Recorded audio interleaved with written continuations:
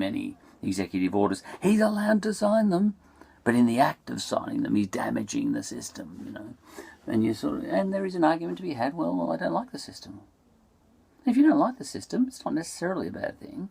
If you think, it doesn't matter whether if you think that Donald Trump's making all the right calls, you know, and then, by the end of this 4 years and 4 months coming up, assuming for the sake of the scenario that he gets voted in November, look, he might get voted out, and then there might be riots in the street, and he might be brought back triumphantly and put on the throne. Anything could happen this time around. It's a weird world now. We've got a pandemic, and when pandemics came along in ancient Rome, like the Antonine Plague and all that sort of stuff, that was a disruptor of a situation as well. Those things triggered things as well. There was one plague that ripped through the legions in ancient Rome, and that pretty much that almost put Rome, the western half of the Roman Empire, to the sword, and contributed to its collapse altogether. Viruses like this current COVID-19 could trigger things, does happen, but for that, maybe the Roman Empire, might have started to come up again. Look, Rome died 10 times, 20 times, but had this way of coming back up again. But, one day it didn't. It came back. The Western Roman Empire, it rose again from the ashes like a phoenix every time, except for the one time it didn't. And the emperor was dismissed, across to, where did he go? Now, just go off to Constantinople or something. The Germans said, who took over. So there's that. So, look, it's an interesting thing. It does feel like Rome. And as far as, my first instinct is to say, oh, man, Donald Trump is breaking all the, well-accepted rules, the unofficial rules, that, you should use executive orders only in an emergency. Much like Dr. Abiy over in Ethiopia, which is always the example I use, Ethiopia, when I'm talking to my goddaughter, because she's actually a gun when it comes to Ethiopia, so it's a good comparison point, And, Donald Trump shouldn't be using so many executive orders. That's my instinct, But then I have to check myself, because you always have to doubt you're right. And I say, oh, well, that's only if you think that America is worth, the system that is America is worth saving. And the system that is America, as we sit here in the 21st century, is really one that's looking a hell of a lot like an establishment elite, on both sides of the fence, the Democrats and the Republicans, encouraging, super wealth for the few, and a vast population of kind of slave class, almost working class, slave class, and maybe America's time is up. Maybe it would be a good thing if it went. We'll just have a look. Let's just have a look, see what an empire looks like. Let's just roll the dice. Even when the Republic was, in retrospect, put to the sword, the old Roman Empire was put to the sword, it wasn't officially put to the sword. Augustus was saying, listen, I'm saving the Republic, but in retrospect now we say he was the first emperor, but he did not call himself the first emperor of a new Rome. There was no official revolution. It just turned out that way. So revolutions can happen that way. And, I think even the emperors that came after, Augustus, Octavian, they didn't call themselves emperors, because I think there was still a lot in the air in ancient Rome saying, this is just an emergency, and, we needed Augustus Caesar in place just to calm the farm, and put down Marius and sort out Cleopatra and all that sort of rubbish, We just needed Augustus to do that, sort it all out, and then we can just ease back into the Republic again later. Once the crisis is over. But the crisis, no, once they started on empire, once they changed the rules, or the habits, the political habits, much like Donald Trump is changing the political habits of America by signing so many emergency orders, even though it's not officially doing anything against the rules, you're shifting the way politics works, and you're ushering in a new political system without actually declaring it. Because you're acting like an emperor, and then and if you do that for too long, you've got an empire, regardless of the constitution, schmonstitution sort of thing. In the Constitution, I think the American Constitution, declarations of war have to be run by Congress, to debate and all that sort of stuff.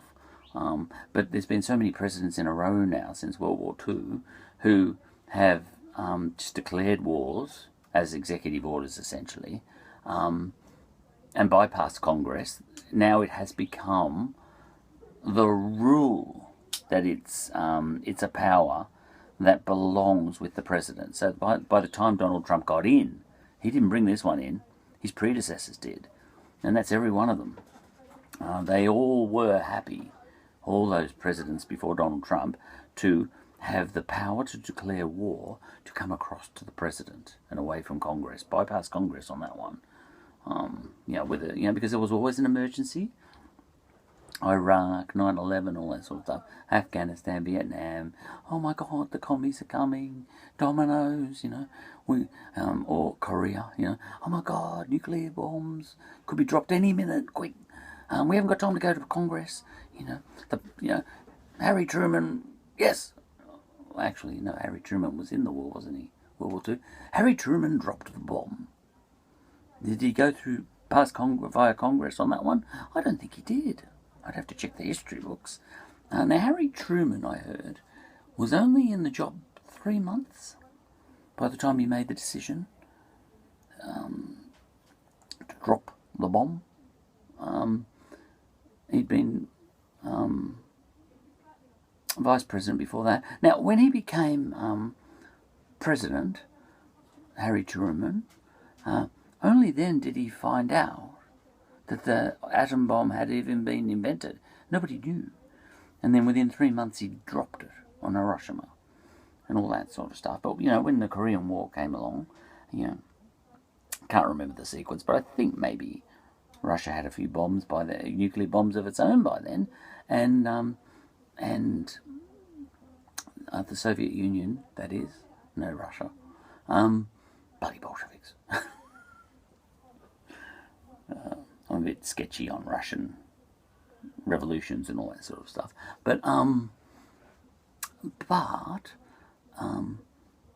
the president had to act without going through Congress because he knew more about what was going on with the nuclear bombs and all that sort of stuff. And all that sort of stuff. It was unprecedented times, So I think he made some unilateral calls around the Korean police operation, which looked a hell of a lot like a war. But I'm not sure that it was declared as a war, because if it had been declared as a war, both the Soviet Union and Khrushchev, was it? I don't know if I've got the sequence of all these leaders right, and Truman, they would have been kind of forced to use nuclear bombs if it was a war. But Joel, we're just policing this thing. And both Truman and Khrushchev, was it?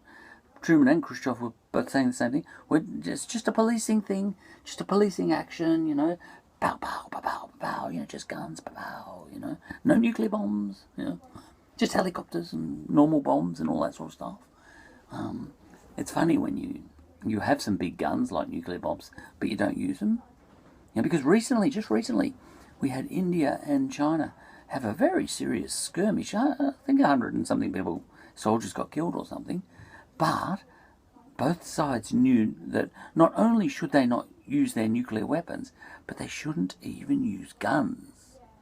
And the Chinese army met the Indian army. Was this over, in one of their border disputes up near the Himalayas, and was over a few feet of land and all that sort of stuff. And this is just a couple of weeks ago, and they attacked each other hand to hand because there's some agreement in place that, if we start using weapons, we won't be able to control that. So no weapons. India and China have got this little arrangement going. Not only will we not use weapons, we won't even use normal guns, rifles even.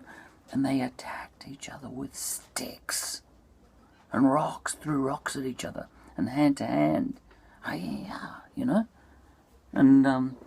what a fascinating thing. I mean, India's Air Force makes England's Air Force look like a couple of Cessnas.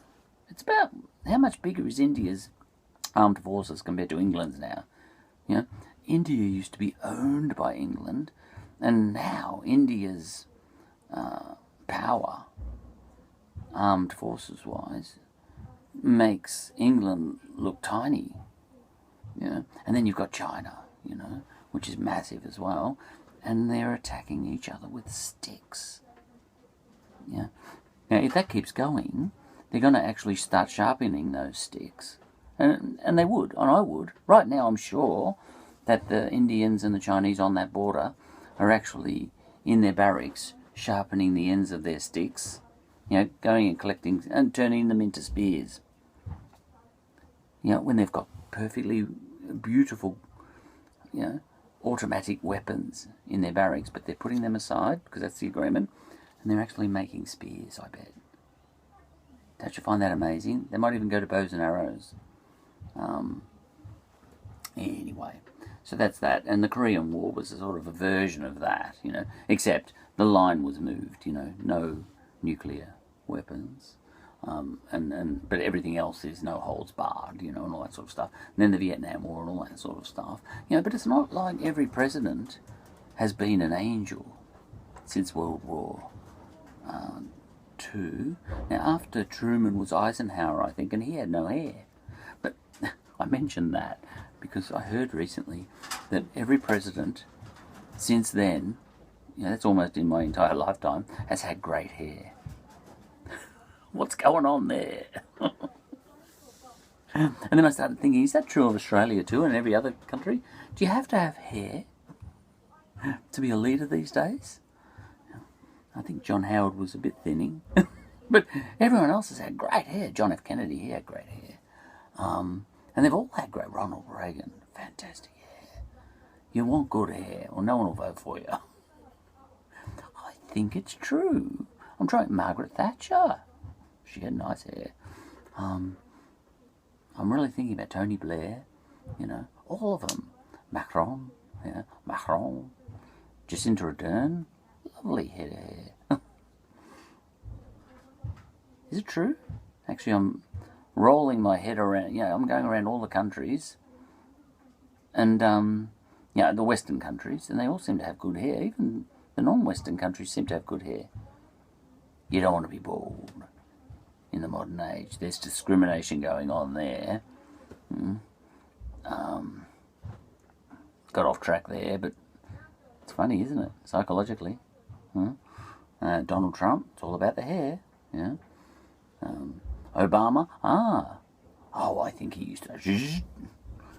He had a good head, and he had the, and you kind of knew he could grow the, you knew he had good hair. He was just shaving it,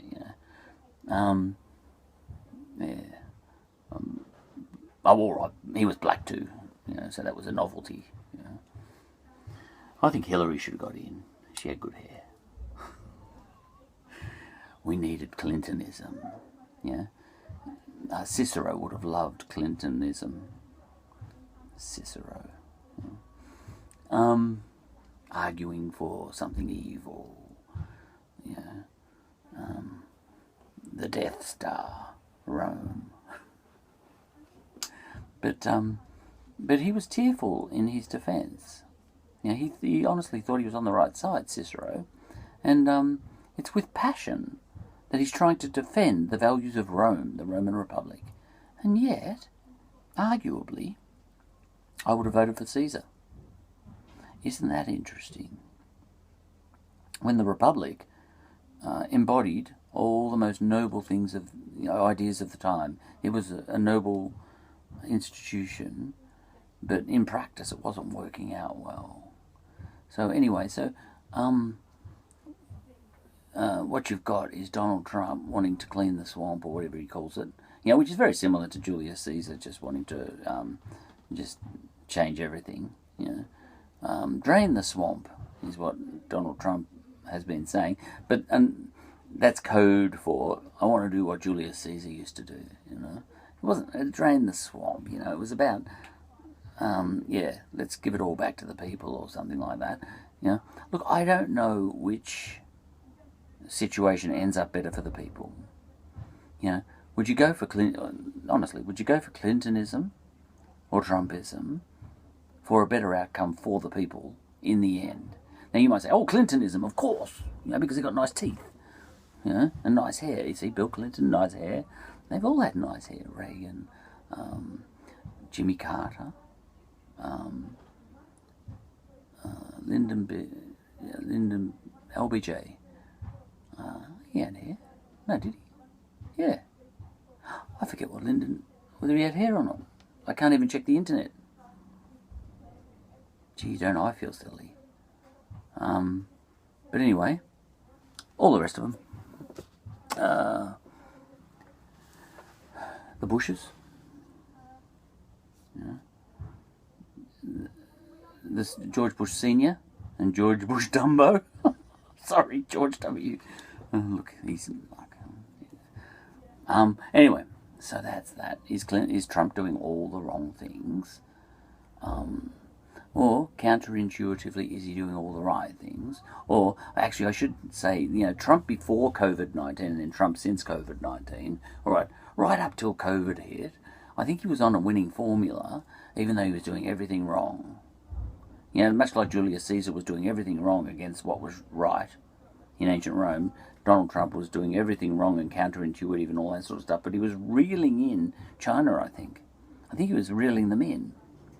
So he was doing all the wrong things and saying all the wrong things, and being absolutely horrible in his pronouncements, against, he's coming across racist, and he was coming across LGBTQIA plus hating, and poking fun at disabled people, but actually getting the economy back on track. I think he was counterintuitively. I would never have. I'm not a Trump supporter, and I was sort of saying he's going to wreck this joint. But now I'm starting to think maybe it was worth wrecking, or disrupting at least. The American Republic. It was going in a certain direction with, if Hillary had got in, the establishment would have started all gathering on their yachts. And I think Republicans and Democrats would have been having soirees together. All that sort of stuff. It wasn't necessarily going in the right direction, America. Maybe I'm a revolutionary in my shed, and I don't even know it. But I was anti-Hillary, anti-Trump, anti-America, especially the way America is these days. I kind of like the sober boredom of Australian politics by comparison, but that's a whole other story for a whole other episode. But this is all the stuff of my current dialectic with my goddaughter, and it's a work in progress. I'm waiting for her to text me back, and I just now spoke for 43 minutes, leveraging off what was just a couple of texts. You couldn't put all this down in texts, could you? It'd be a lot of texts, but I don't mind. It helps me actually think these things through myself. And more than anything, it's popcorn time. Because you can say, "Oh, I passionately am arguing. I'm having a say in the public domain, because if you stay silent, you're part of the problem," and all that sort of stuff. And I'm getting onto Twitter and I'm having all sorts of opinions all the time. I'm just smashing opinions out there, and you're not. You're just, having fun on your YouTube episode and not achieving anything. Look at you, you bastard. Stand up for something, or you stand for nothing, and all this sort of stuff. And I say, yeah, you are smashing a lot of opinions into the public domain. and having nil impact. You know, maybe I'm making more sense. Maybe I am, but the funny thing is, I'm not being listened to, because there's better people to listen to than me. But then again, neither are you. When you're putting smashing opinions into the public domain on Twitter, you're not actually making a difference. Your comments are just kind of disappearing into the ether. You're nobody, like me. You're in your shed too. You're nobody, and your opinions count for nothing, or next to nothing. And they're probably wrong anyway, like mine. You're probably thinking on a too shallow level.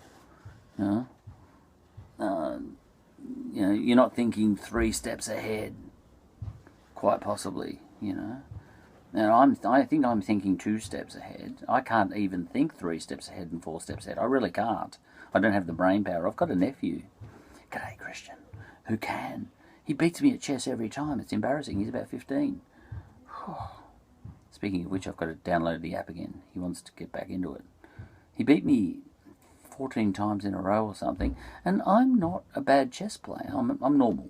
I've never bothered studying moves and everything. I just take each game as it comes, because I haven't got time to be actually thinking it through. But I really work hard while I'm playing a game. He beats me every time, and some of the moves he makes, I go, wow. And there's a way of looking at politics like that. But I'm a kind of 2 moves ahead kind of guy, and that's it, max. It's otherwise I'm in a Zen state, and it fries my brain, and life is for fun anyway, isn't it? All right, that'll do. That's a long episode, but it was a lovely rant. Well, it wasn't a rant; it was a chat. I'll see what my goddaughter's got coming up next. But look, yes, I don't think I'm necessarily evil, just sitting back, highly entertained by the way the world is going. I think coronavirus has brought Trump undone to a certain extent, but the jury is out. He still may get voted in November.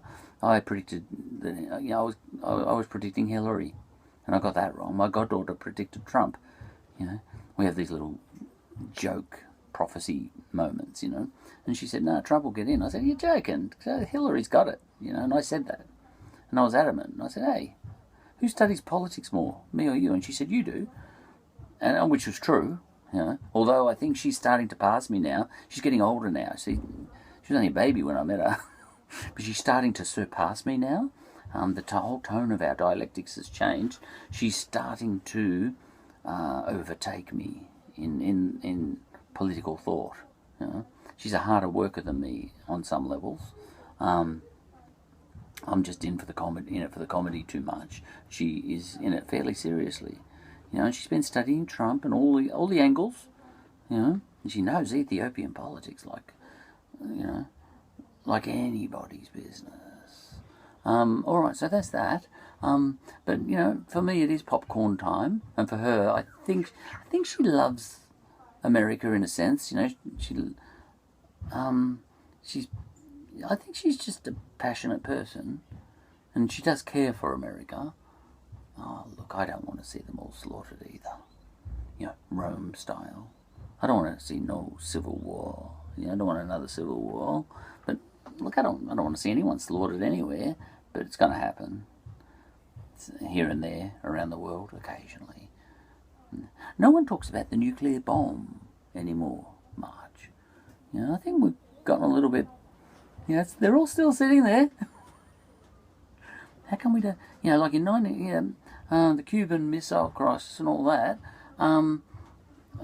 People thought that. I heard Bob Dylan was writing a song, one of his peace songs, and he worked extra hard on the song because he wanted to finish it because he thought he might not be alive by the time he got to release it, and he wanted to release it before the bomb was dropped. That's how imminent it seemed back in the 60s. The nuclear bomb dropping. And we kind of have relaxed on that, but be careful. It could drop any time. If the emergency is big enough. Maybe Donald Trump will sign an emergency thingamajig. executive order to drop a small bomb on Shanghai as a warning. And then it's on for young and old. And then everyone says, oh man, we forgot about that. In the 1960s, yeah, we were really worried about that. And ever since then we haven't been worried about that because it's been so long since, and nobody's been dropping them. Oops. You know? So that could happen. There was a funny thing. Oh yeah. I was listening to this. I was listening to a Dan Carlin. He's a real expert on some of this stuff. I downloaded an audio book. The End Is Always Near by Dan Carlin. I'm going to download The Storm Before the Storm next by Mike Duncan. I like amateurs. I like amateur podcaster, historians and political thinkers. I like the amateurs. They operate on my level. And but anyway, there was a look. This has nothing to do with Donald Trump and all that sort of stuff. It's just about whether a nuclear bomb might drop on your head one day. And there was a real debate. And I love humans. Going on after World War II about whether, as a deterrent, America, for example, or Russia, should be making huge bombs that could cause, planetary destruction as a deterrent. That was one school of thought. And the other school of thought is saying no, because that's too much deterrent.